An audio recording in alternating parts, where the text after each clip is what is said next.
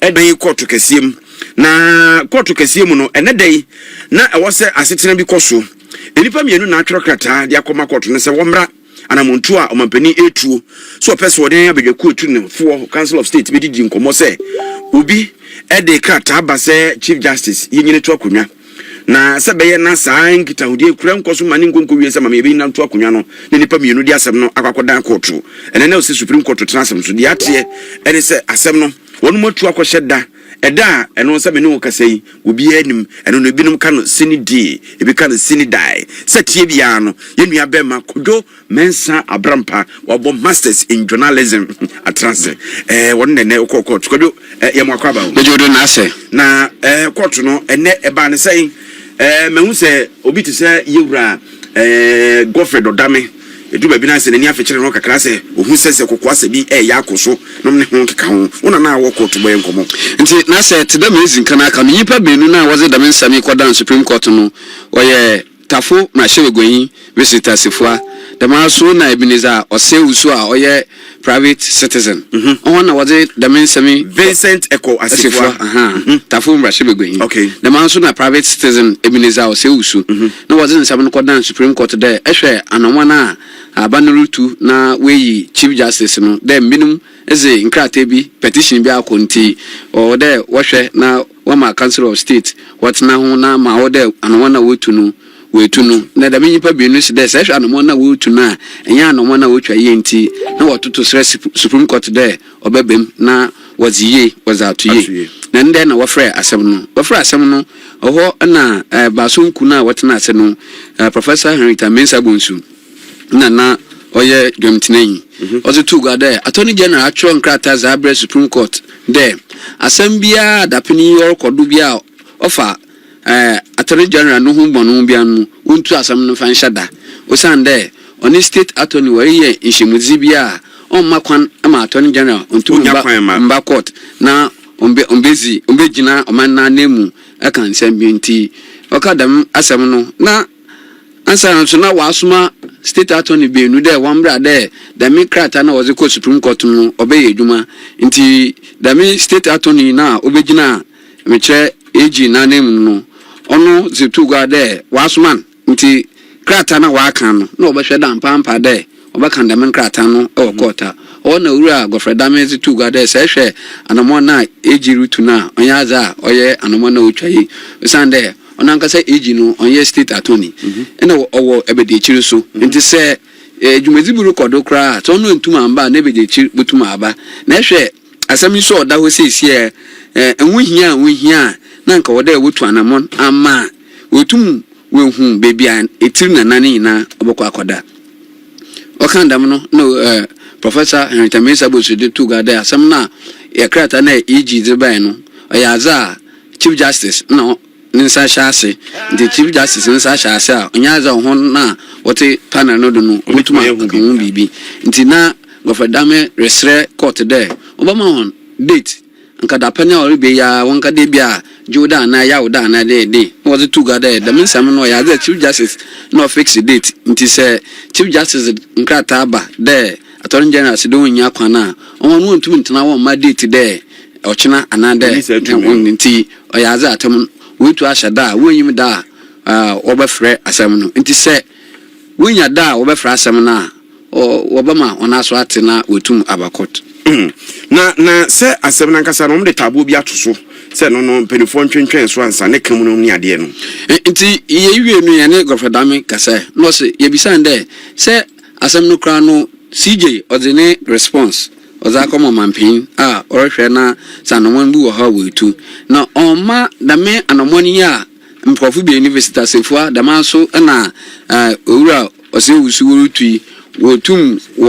wanse no se de se hwe asem no rekodo na obeye no wanwa pi de obokoda eti asem no san de injunction bi dado se injunction court injunction to asem no da na se mampin oma council of state watna do da ono oho no obeye no wanwa kakra nti wa hwe enyim de za court waka no oba fix dabi na wa betena ase na waka asem no wi a ma woda waka no na wo hu bebia eti na nani na obokwa akoto nti ma okodo wo supreme court mbo enti yemi abema kojo mensa empany trimuda ena eja odi ato aso say ye chief justice na no ne ho asem ye ken no no so na ehye date na no so na esede kwan no na ya asem ono de wo hu na important mo be o da bi ono re so on tena asem no de da ono obo ni office na o ye na duma ye hwe be asusu ade bo he no hu ebe fei ye ni abema kojo mensa brampa ma ne body free supreme court ba ye no ekya court nsensem na ye nto aso e yentu akasiebo no so na yenkonsam fufrem na Accra High Court na yakure Justice Mary Ekweyanzo ene obeya tenasem so ya enyo bia semra sebedwani a ebiri bi atwamu ene omayi sawokwa abakwasemu anidin empanifo di twudwa se ye pepa kura de afrimra sebedwam wani abedi emra sebedwadwa wo mayi mu esa asakwadu anu ode abono ne se pani wansan wo be gina primra shebedwa dibre no tesankrata ya sabre Canada manumu ofriba wo magana mu na nke woso ogya mu so ye Canada ni wanya mu na kwadu ndie na bebre ya so wadada wo mayi se upe dibre na wodada wo man eti amra asin no fomra shebedwa ni asem na mekan no amotwe no asem ikoba ye na papai se court wo bedi awie woni nwie no wasa kogina premra shebedwadwa ewa asin no fo wono mo ama fimpinu ene aduonu nanya batoa no mu no ye beto odwa ne se papai wawin no wawin ye koto nsam ne de da so yiri ni kom ya no odi akoni abasa ne ye wo mu amra shebedwafo se ne ye nkwa setena ye kogya ye nua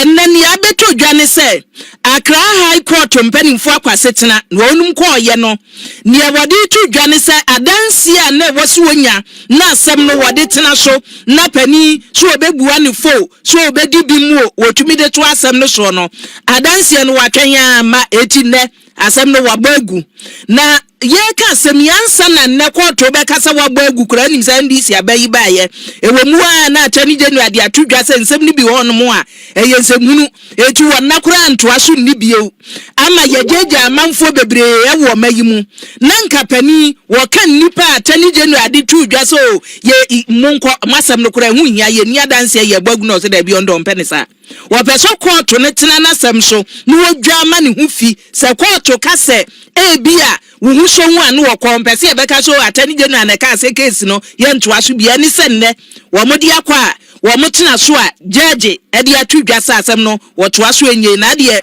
ye ntie pani ne court na wie ye ne odi tudwa same as your reaction. It's almost expected because you see,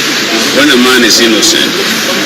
no matter what you do, it will be pronounced as some later guilty. They were for persecution. They were trying to prosecute. But this is a court of law. That's the difference between prosecution and execution. I'm very proud that our Lady Justice, Mary, I was going to tell her in the court, but I mean, the rules doesn't allow that. I was going to tell her she's a very decent human being, and more blessings for her. Thanks to God, thanks to all family, friends, my dear sister here, Member of Parliament. We all in this together. And I think this is a day for Asino. Justice for Asino and justice for Ghana. It's not about me. Abusiani awuti ye mra sebedwani ma manfo ye wasen no fo nimonyamfo gya chikwesi na wo kire mo se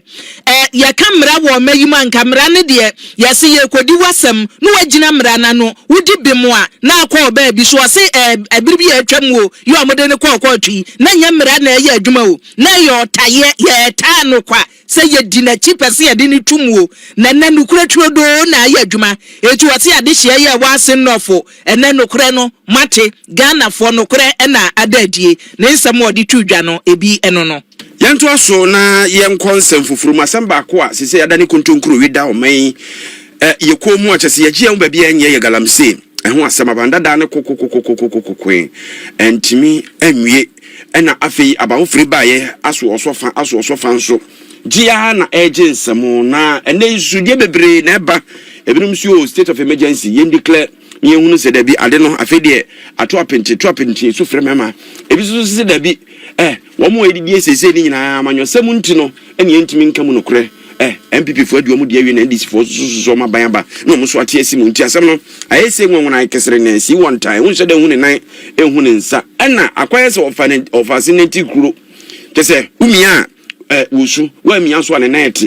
na pani pa be de akire. I mean, the government has said they were concentrate on the matter. What else do you have to say about what Felix Ofosu-Kwakye said? All right, thank you very much, Moro. You recall last week when I broke the news on your show, immediately the responses we got from the NDC and the government was a complete denial